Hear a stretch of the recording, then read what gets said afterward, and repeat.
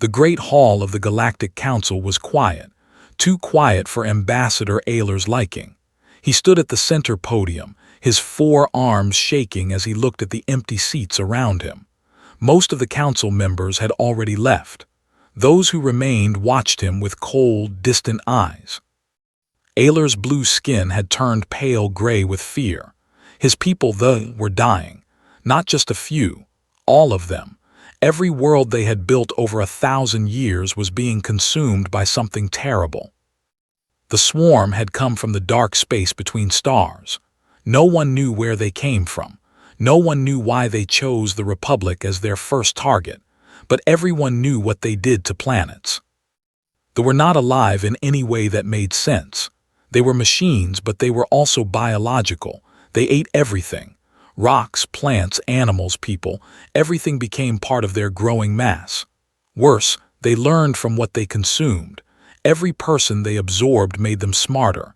Every weapon they encountered made them stronger. Ayler activated the holographic display above his head. Images of his appeared in the air. Where once green forests and silver cities had stood, now only gray mechanical structures stretched across the land. The structures pulsed like a heartbeat. They were alive, but wrong. "Council members," Ayler said, his voice cracking. 3 months ago, we detected the first scout ships in our outer systems.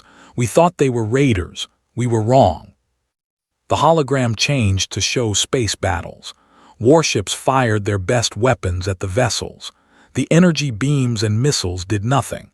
The enemy ships seemed to absorb the attacks and grow larger. Our Navy fought them for 2 months, Ayler continued. We lost 90% of our fleet. The survivors are hiding in asteroid fields, running low on supplies. A delegate from the collective clicked its mandibles impatiently. "Ambassador, we sympathize with your situation, but they have proven to be unstoppable. 3 other species have already fallen to them. The wise choice is to evacuate what populations you can and establish colonies elsewhere." Ayler's eyes flashed with anger. "Evacuate? Do you think we haven't tried? They don't just consume planets, they hunt fleeing ships, they follow refugee fleets, they learn our escape routes and cut us off. There is no running from them." The hologram shifted again. This time it showed Prime, the crown jewel of their civilization. The capital city where Ayler had been born was now a twisted maze of organic machines. Millions of his people had lived there. Now it was silent except for the mechanical humming of processing centers. "They don't just kill us," Ayler whispered. "They study us. They take our knowledge, our technology, our culture. They make copies of our minds and use them to understand how we think, how we fight, how we love." The hall fell silent. Even the most distant council members looked uncomfortable. The idea of having your thoughts stolen and used against your own people was a horror that crossed all species boundaries. A tall, crystalline being from the Quartz Federation spoke up. "What would you have us do, Ambassador? The combined might of the inner worlds could not stop them when they attacked the hegemony. What makes you think we can succeed where they failed?" Ayler looked around the room one more time. He saw fear in every face, fear and the cold calculation of survival. These beings would rather sacrifice his entire species than risk their own worlds. "I'm not asking you to fight," he said quietly. "I'm asking you to help us find someone who can." He touched a control on his podium. The holographic display changed to show a star map of the galaxy. Thousands of systems glowed with different colors representing the various civilizations and their territories. But at the edge of the map, in a small corner that most people ignored, was a yellow star marked with warning symbols. "The old records speak of quarantined systems," Ayler said, "places where dangerous species were contained for the safety of the galaxy. Most of these worlds went silent long ago. Their civilizations destroyed themselves or died out naturally." He zoomed the display in on the yellow star. "But this one still sends out signals, weak ones but regular. Someone is alive in the Sol system, someone the old empires were afraid of." The delegate laughed. a harsh chittering sound. You want to contact the humans, the species our ancestors locked away because they were too violent. They've been cut off from galactic civilization for over 1,000 years. They're probably primitive savages by now. Maybe, Ayler admitted. But the old records also say they were the best warriors the galaxy had ever seen. They fought in wars that make our current conflicts look like children's games. If anyone can help us against it might be them. The council members looked at each other uncertainly. The humans were a myth to most of them. A cautionary tale told to young species about what happened when a race became too aggressive, too willing to solve problems with violence. Ayler activated his personal communication device. It was connected to the most powerful transmitter on the council station.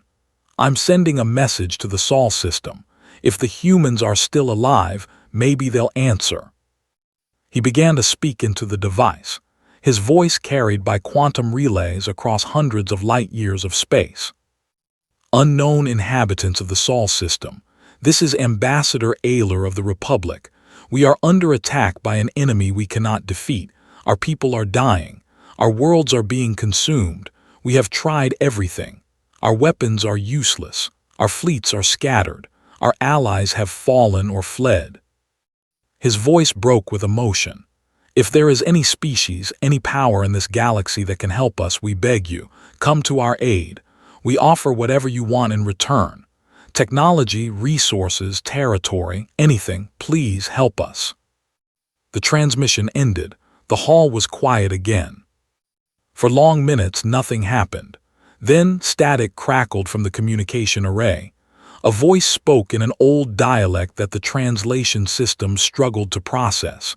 It was human, it was calm, and it was terrifying in its certainty. We hear you, help is coming.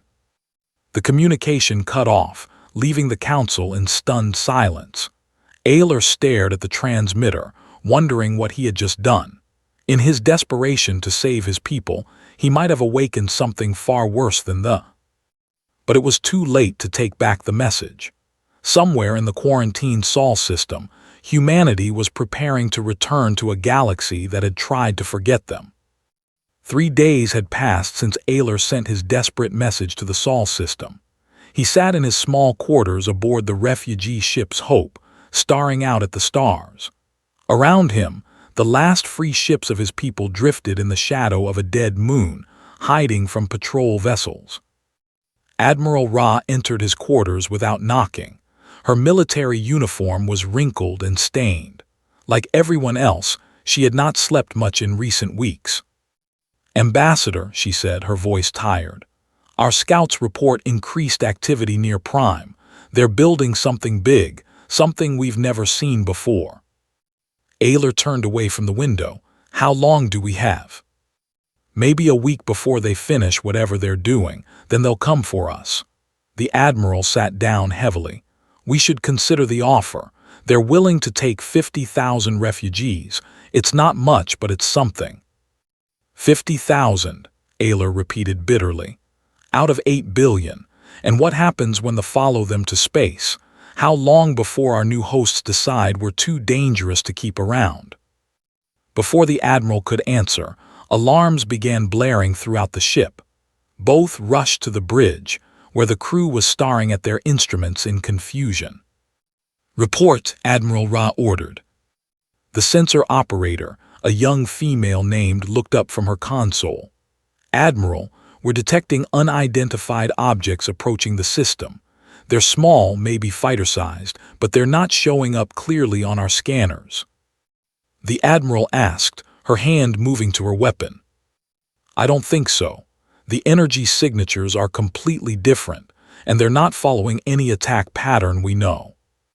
On the main screen, space looked empty except for the distant glow of Prime, but the sensors showed something was there. Multiple objects moving toward the planet at incredible speed. How many? Ayler asked. Hard to tell. The readings keep shifting. Maybe 20, maybe 50. They're like shadows on our instruments. Admiral Ra frowned. Could they be some kind of new variant? No, the operator said, adjusting her instruments. These are definitely artificial constructs, but they're not biological. There. I've never seen anything like this before. Ayler felt something cold in his stomach. Try to contact them. I've been trying, Ambassador. They're not responding to any standard communication frequencies. On the screen, the objects began to enter Prime's atmosphere. They moved like drops of liquid metal, flowing around the planet's defensive satellites without triggering their automated weapons. They had converted those satellites months ago, but apparently these newcomers were invisible to them as well. Where are they landing? The Admiral asked. Worked frantically at her controls. They're not landing. They're disappearing into the infected zones, the areas where the presence is strongest. For several hours, the refugees monitored the situation. The mysterious objects seemed to have vanished completely. Even their most sensitive equipment could not track them once they entered the atmosphere. Then the screaming started. It began as a low-frequency transmission picked up by their deep space sensors. At first, the communications officer thought it was just background radiation. But as he cleaned up the signal, it became clear that something was wrong on the planet's surface. They had always made sounds during their operations, mechanical clicking and humming as they processed organic matter, electronic chirps as they coordinated their activities. But this was different. This sounded almost like panic. Can you get a visual on the surface? Ayler asked. The main screen shifted to show thermal imaging of Prime's northern continent. The processing centers appeared as hot spots against the cooler background, but now there were other heat signatures, moving fast through the structures, too fast for any known creature. What are we looking at? Admiral Ra whispered. I'm not sure, replied. The thermal patterns are inconsistent. Sometimes they register as hot, sometimes cold. It's like they're changing temperature at will. One of the processing centers went dark, then another. On the thermal display, the heat signatures were systematically moving through the infected zones, and wherever they went, the presence disappeared. Enhance Sector 7, the Admiral ordered. The image zoomed in on a hive structure that had once been a city. The organic machinery pulsed with its usual rhythm. Then something moved across the screen. For just a moment, they could see a shape that looked almost humanoid but wrong somehow. Too angular, too fast. Did you see that? Ayler asked. Replay the last 30 seconds, the Admiral commanded. They watched again. This time they caught more detail. The figure moved like liquid shadow, flowing around obstacles that should have slowed it down. In its wake, processing nodes went silent one by one. It's hunting them, said quietly. Whatever that thing is, it's hunting the... More heat signatures appeared across the planet. Dozens of them, moving in coordinated patterns through the infected zones. They tried to respond, sending their warrior drones to intercept the intruders. But wherever the two forces met, only the unknown heat signatures remained. Admiral, the communications officer called out, I'm picking up transmissions from the surface. They're encrypted, but the base language is. It's human. Ayler felt his blood turn to ice. The humans, they actually came. That's impossible, Admiral Ra said. Even if they received your message, they couldn't have gotten here this fast. Sol is 200 light-years away. Maybe they were already closer than we thought, Ayler suggested. Maybe they've been watching the advance. On the screen, another major complex went dark. The mechanical screaming from the surface grew louder, but now there were new sounds mixed in. Sounds that might have been weapons fire, but unlike any energy signature in their databases. Can you decrypt the human transmissions? Ayler asked. The communications officer worked for several minutes before shaking his head.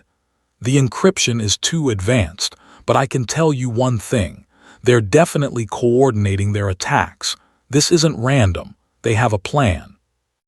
As night fell on Prime's primary continent, the thermal displays showed something remarkable. Nearly a quarter of the installations had gone silent. The humans, or whatever they had become during their thousand-year isolation, were systematically dismantling an enemy that had seemed unstoppable. "They're actually winning," Admiral Ra said in disbelief. Ayler stared at the display, watching heat signatures move through his former like ghosts of war. He had begged for help, and help had arrived. But as he watched the methodical destruction of the forces, he began to wonder what kind of saviors he had called to his people. The humans had been quarantined for 1,000 years. What had they become in all that time? What had they learned about war and violence while the rest of the galaxy pursued peace? As if answering his thoughts, a new transmission crackled through the ship's communication system. It was human, and this time it wasn't encrypted. "Vessels, this is Task Force Reaper. Stand clear of planetary orbit. Cleanup operations are in progress. Do not approach the surface until given clearance." The voice was calm, professional, and absolutely terrifying. It spoke of cleanup the way someone might discuss removing garbage. Ayler realized that to these humans there were just another problem to be solved, efficiently, thoroughly, without mercy. He had wanted salvation. Now he wondered if he had invited something far worse than the enemy they already faced. The first clear images came from a damaged surveillance satellite that had somehow escaped conversion. Ayler and Admiral Ra watched the feed in the ship's command center, surrounded by their best officers. What they saw made several crew members leave the room. The satellite's camera focused on the ruins of Nu, once their second-largest city. They had turned it into a massive processing center, with organic machines the size of buildings converting raw materials into more drones. For months, it had been untouchable. Now something moved through the mechanical forest like a dark wind. The figure on the screen was human in basic shape, but everything about it was wrong. It wore armor that seemed to bend light around itself, making it hard to track with the eye. The armor moved like liquid, changing shape as needed. Sometimes it looked solid. Sometimes it appeared to phase through matter entirely. "Freeze the image," Admiral Ra commanded. The human soldier stood over the remains of a war drone. The drone had been designed to tear through battle tanks. It lay in pieces around the human's feet. But what disturbed the watching was how the human had killed it. The cuts were too precise, too clean. No energy weapon they knew could slice through biosteel like that. "What kind of blade can do that?" one of the officers whispered. "Look at the human's hands," Ayler said quietly. The figure held something that barely qualified as a weapon. It looked like a handle with no visible blade, yet it had somehow cut through the toughest material that could create. As they watched, the human touched a control on the device, and for just a moment they could see a shimmer in the air where the blade should be. "Dimensional cutting edge," Admiral Ra breathed. "They've weaponized space-time distortion." The human moved deeper into the processing center. As it walked, it paused occasionally to examine technology, not to destroy it but to study it. The figure would touch strange instruments to the alien machines, taking readings, collecting samples. "Resume playback," Ayler ordered. The human reached the center of the processing facility, where a massive queen form coordinated the entire operation.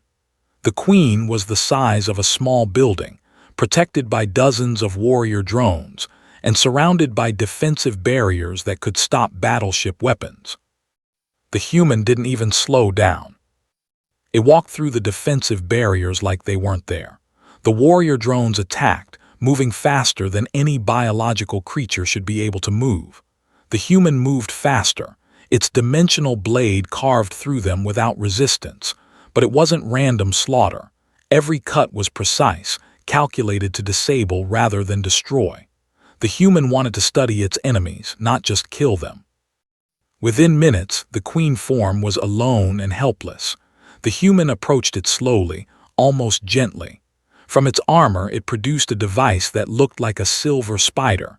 The device crawled onto the queen's flesh and began to burrow inward.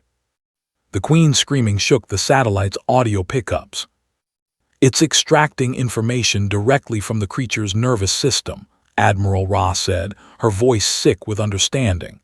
"They're not just killing they're learning everything they know." The feed continued for another hour. They watched the humans systematically harvest data from every major component in the facility.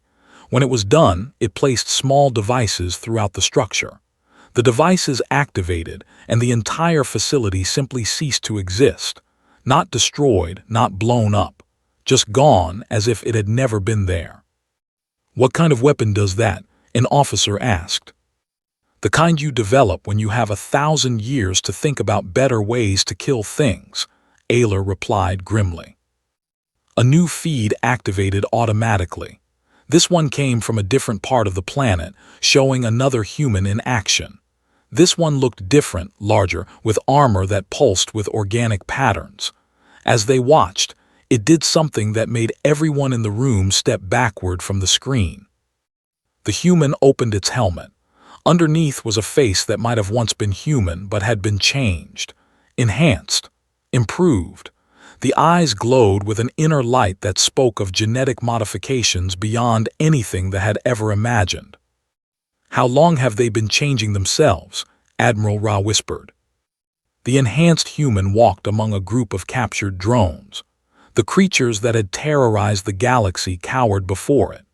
With casual gestures, the human began dissecting them while they were still alive, studying their internal structure with the detached interest of a scientist examining insects. But the worst part was what happened next. The human spoke to its fellow soldiers, and the satellite's audio systems picked up the transmission. "Command, this is Beta 7. I've identified 17 new integration vectors from the local strain. Their bioconversion process is more efficient than the hegemony specimens. Should I add them to the collection?" A voice answered from somewhere off-screen. "Confirmed, Beta 7. Full biological profiles are approved for integration. The collective will be pleased with these additions." Ayler felt ice in his veins. Integration, collection, what are they talking about? The answer came when they watched the human inject something into the remaining drones. Instead of dying, the creatures began to change.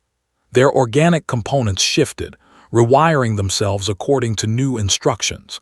Within minutes, they stood up and began following the human's commands. "They're not destroying Admiral Ra said in horror. "They're taking control of them.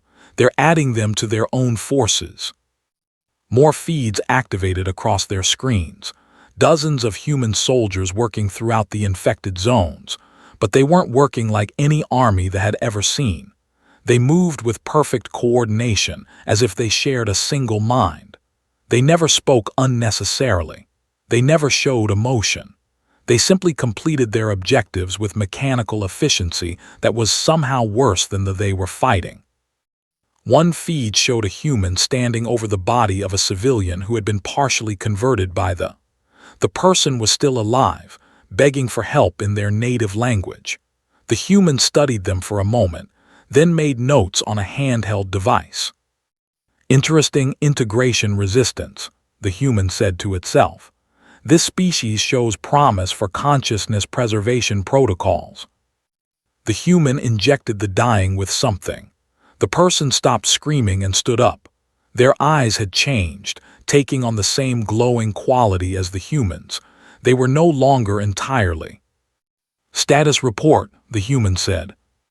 "Integration successful," the converted replied in a monotone voice. "All relevant cultural and biological data has been preserved. Subject is ready for transport to research facility." Admiral Ra turned away from the screen. "Turn it off, I've seen enough." But Ayler couldn't look away. On the screens around him, he watched humanity's idea of salvation unfold across his. They weren't liberating Prime. They were claiming it. Every they captured became a resource. Every piece of alien technology became part of their growing collection. Every survivor became a subject for study. "We made a mistake," he said quietly. "We called for help from something that doesn't understand the concept of help, only the concept of acquisition. A new transmission crackled through their communication system. It was the same calm human voice that had spoken to them before. Vessels, this is Task Force Reaper. Primary objectives have been achieved. All combat forces have been neutralized or captured. Cleanup operations will continue for approximately 72 hours. The voice paused, and when it continued, there was something different about it. Something that might have been amusement. We appreciate the intelligence you provided about capabilities. Your species has proven quite useful in understanding their psychological warfare tactics. We look forward to continuing our research partnership.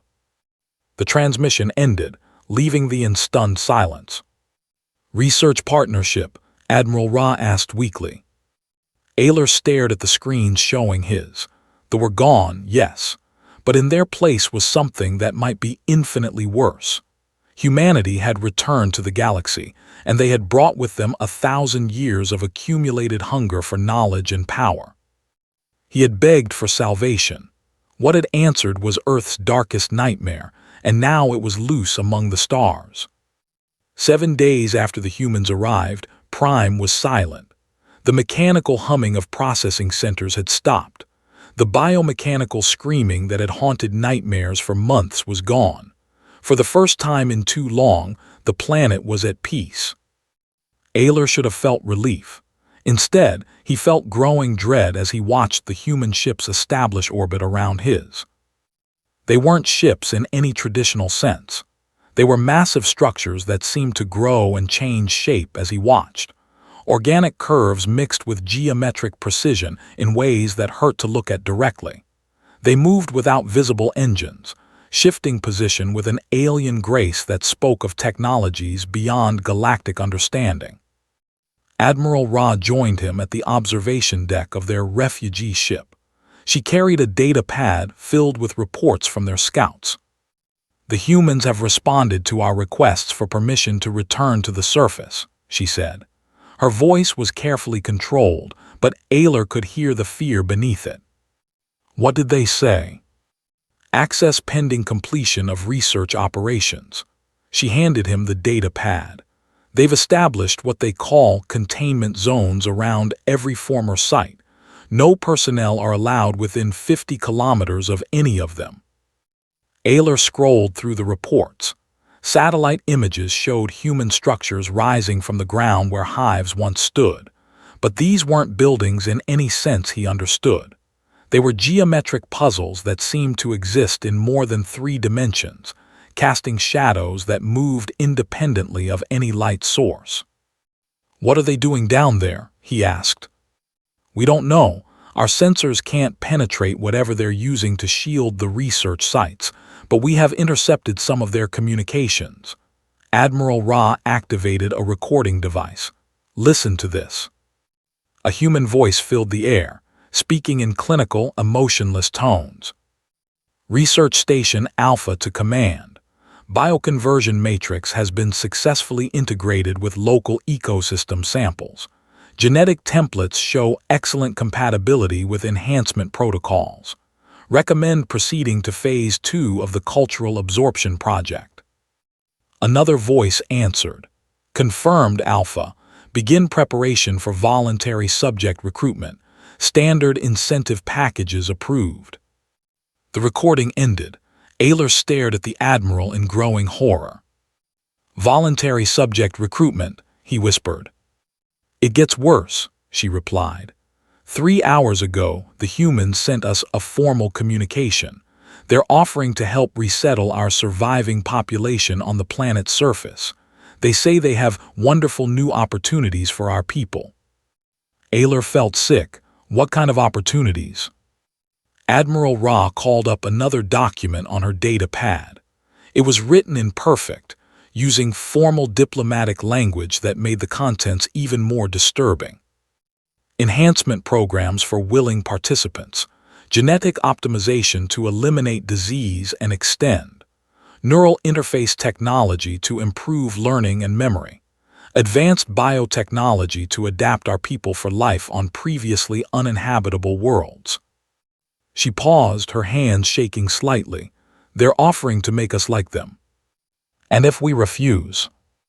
They haven't said directly, but they've made it clear that their research requires a significant sample size of subjects for proper data collection. Ayler walked to the window and stared at Prime. From orbit, the planet looked beautiful again. The gray mechanical scars left by the were gone, replaced by green growth and blue oceans. But he knew it was an illusion. Whatever the humans had done to restore the surface was just another layer of their research. Have any of our people accepted their offers? Admiral Ra nodded reluctantly. 3,000 so far, mostly from the civilian ships where food and medical supplies are running low. The humans promised immediate relief for families that volunteer for their programs. And we haven't heard from any of the volunteers since they went down to the surface. A new alert chimed from the bridge, and both hurried to respond. The communication officer was pale as she reported. Ambassador, we're receiving a transmission from the surface. It's from Counselor. He was one of the volunteers from yesterday. Ayler knew N personally. The old counselor had been a friend of his family for decades, a kind scholar who had devoted his life to preserving history and culture. Put him on screen. The image that appeared made several crew members gasp in shock. N was alive, but he had been changed. His eyes glowed with the same inner light they had seen in the human soldiers. His skin had a metallic sheen that reflected the room's lighting in unnatural ways. When he spoke, his voice was his own, but hollow, as if speaking from a great distance. Greetings, my friends, N said with a smile that didn't reach his glowing eyes. I wanted to contact you to share the wonderful news about the enhancement programs. N, Ayler said carefully, are you well? Are you being held against your will? Held, N laughed, a sound that was perfectly human but somehow wrong. My dear Ayler, I have never been more free. The humans have given me gifts beyond imagination, perfect memory, enhanced intelligence, freedom from the physical limitations that have plagued our species for. What have they done to you? They have made me better. We can preserve our culture perfectly now. Every song, every story, every moment of our history can be stored in crystalline matrices that will last forever. Our children will know things we never dreamed of. They will be stronger, smarter, more capable than we ever were. Admiral Ra stepped forward. Counselor, you're talking about fundamental changes to our species, about abandoning what makes us. N's expression didn't change, but something shifted behind his glowing eyes. The humans have helped me understand that what makes us is not our biological limitations, but our essence, our culture, our values, our dreams. These things can be preserved and enhanced. The flesh is merely a vessel. And what happens to those who don't want to be enhanced? Ayler asked. Why would anyone choose to remain limited when perfection is offered? But the humans are patient. They understand that some may need time to see the benefits. They are willing to wait. The transmission ended abruptly, leaving the bridge in uncomfortable silence. That wasn't N, Admiral Ra said quietly. That was something wearing his face. Ayler nodded grimly. And in a few days, when more families run out of food and medicine, more will volunteer for the humans' gifts. He walked back to the window and looked down at Prime. The humans had saved his world from the yes, but they had replaced one invasion with another, a slower, more insidious conquest that came disguised as salvation. What are your orders, Ambassador? Admiral Ra asked. Ayler was quiet for a long time. When he spoke, his voice was heavy with the weight of impossible decisions. Send a coded transmission to the Galactic Council. Tell them what we've learned. Tell them that the humans have returned to the galaxy, and they're not the same species that was quarantined 1,000 years ago. Tell them that anyone who calls for their help should be prepared to pay a price they never imagined. He paused, watching one of the alien human ships move across the planet's surface like a predator hunting. and begin rationing our remaining supplies. If our people are going to resist the humans' offers, we need to give them alternatives to starvation." Admiral Ross saluted and left to carry out his orders. Ayler remained at the window, watching and wondering how many of his people would choose enhancement over independence. How many would trade their humanity for the promise of perfection offered by Earth's darkest children? He had begged for help and help had come, but the price was becoming clearer every day. The humans hadn't come to save the people, they had come to claim them. 30 days after the human arrival at Prime, the Galactic Council convened in emergency session. Representatives from across known space filled the great chamber, their faces marked by fear and confusion. Emergency transmissions had been flooding in from dozens of systems, all reporting the same impossible thing: human ships appearing in their space without warning. Ayler stood at the witness podium, looking older than he had just a month before. His formal robes hung loose on his thin frame. The weight of what he had to say showed in every line of his face. "Honored delegates," he began, his voice carrying clearly through the vast chamber. "I come before you today to report on the results of humanity's intervention in the crisis."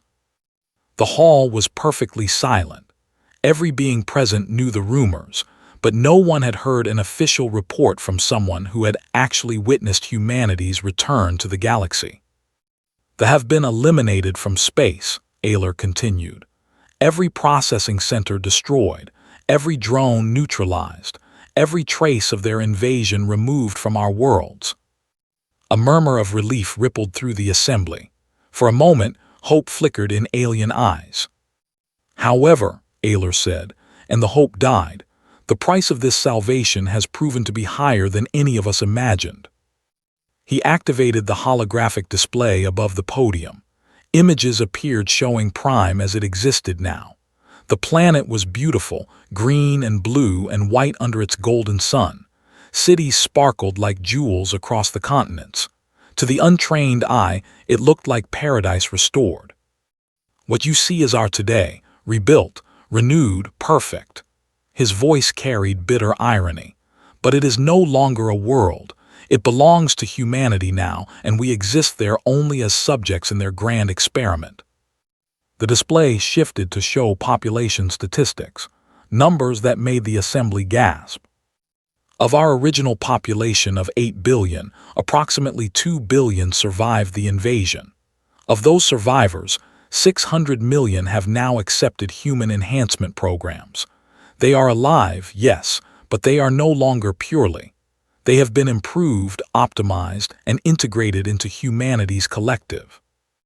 An elderly delegate from the Crystal Federation raised a crystalline appendage.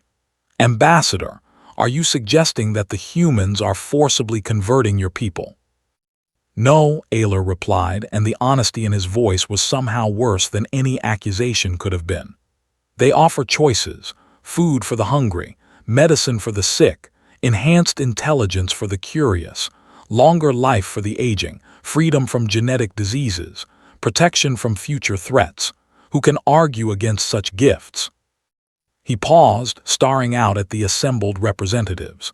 "But each gift comes with changes: neural implants to interface with human technology, genetic modifications to improve compatibility with human systems, behavioral adjustments to ensure harmony within their collective. Step by step, choice by choice, they are remaking us in their image."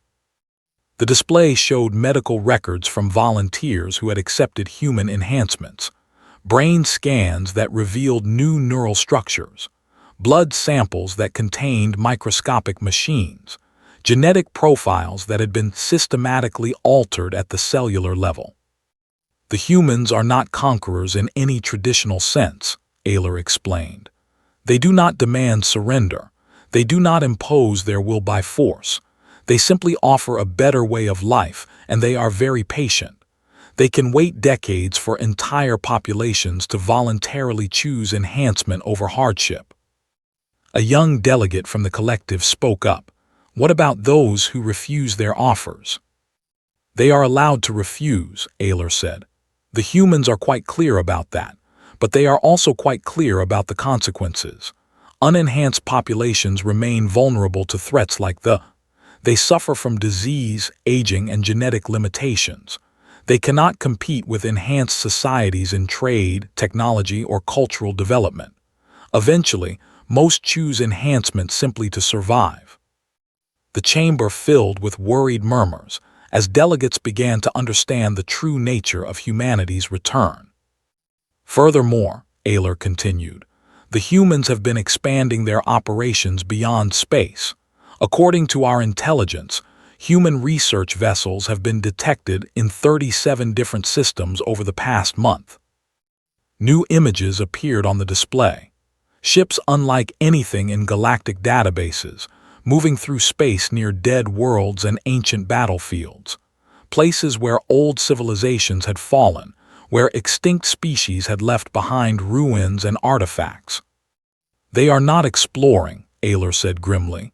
They are collecting every piece of alien technology they can find, every genetic sample from extinct species, every fragment of lost knowledge. They are building something vast and comprehensive, and we are just the addition to their collection. The delegate stood up. What you describe is impossible. No single species could have developed such capabilities in just 1,000 years of isolation. That is what I thought as well, Ayler replied, until I learned the truth about humanity's quarantine. He touched a control, and the display showed historical records from the ancient archives, documents that most delegates had never seen before. The old empires did not quarantine humanity to protect the galaxy from human aggression. They quarantined humanity to protect humanity from itself. Our ancestors feared that humans would destroy themselves with their own creativity and violence. They were trying to give humanity time to develop wisdom to match their technological capabilities. The implications hit the chamber like a physical blow. Instead, humanity spent 1,000 years alone with their greatest enemies, themselves. They fought wars that no other species can imagine. They pushed their technology and biology to limits that would destroy any normal civilization. They learned to remake themselves, to improve themselves, to perfect themselves through conflict and innovation that the rest of us cannot comprehend. And now they have emerged from that crucible as something beyond any single species. They are a collective consciousness with the accumulated knowledge of 1,000 years of unlimited experimentation. They have solved every problem of biology, technology, and warfare that they could imagine. And now they need new problems to solve. The silence in the chamber was absolute. Finally, the Quartz Federation delegate asked the question that everyone was thinking. What do they want from us? Ayler's laugh was hollow. Everything. They want our knowledge, our cultures, our genetic diversity, our unique perspectives on existence. They want to study us, improve us, and add us to their collection. They see the galaxy not as a community of independent species, but as a vast library of resources waiting to be and preserved. He gestured to encompass the entire assembly. Every species here represents something unique, something that could enhance their collective understanding, something they want to add to their growing archives of perfection. And if we refuse, the Crystal Federation delegate asked. They will wait, Ayler replied simply. They are very patient. They know that eventually every species faces threats it cannot handle alone. Wars, plagues, natural disasters, resource depletion. And when that happens, they will offer help. They will provide solutions. They will save you from whatever threatens your existence. For a price, someone whispered from the back of the chamber. For a price, Ayler confirmed. The price of becoming part of something larger than yourself, something perfect, something eternal, something that is no longer entirely you. The assembly sat in stunned silence as the full scope of the threat became clear. Humanity had returned not as conquerors, but as saviors offering gifts that few species could afford to refuse. They had solved the problem of galactic conquest by making it voluntary, attractive, and seemingly beneficial. "There is one more thing you should know," Ayler said quietly. "Yesterday, I received a personal communication from the human collective. They thanked me for my role in facilitating their return to galactic society. They informed me that they are prepared to offer their protection services to any species that might benefit from enhanced security arrangements." He looked around the chamber one final time. "Their terms, they assured me, are quite reasonable." As the delegates filed out of the chamber in confused silence, Ayler remained at the podium. He stared up at the Great Seal of the Galactic Council, knowing that it represented an order that was already ending. Humanity had returned to the galaxy, and nothing would ever be the same. He had begged for help in his species' darkest hour. Help had come, wearing the face of salvation and speaking the language of improvement. But behind that benevolent mask was something that had spent 1,000 years learning the most efficient ways to acquire and preserve everything it encountered. The galaxy had always feared that humanity would return as conquerors. Instead, they had returned as collectors. And that, Ayler realized, was infinitely worse.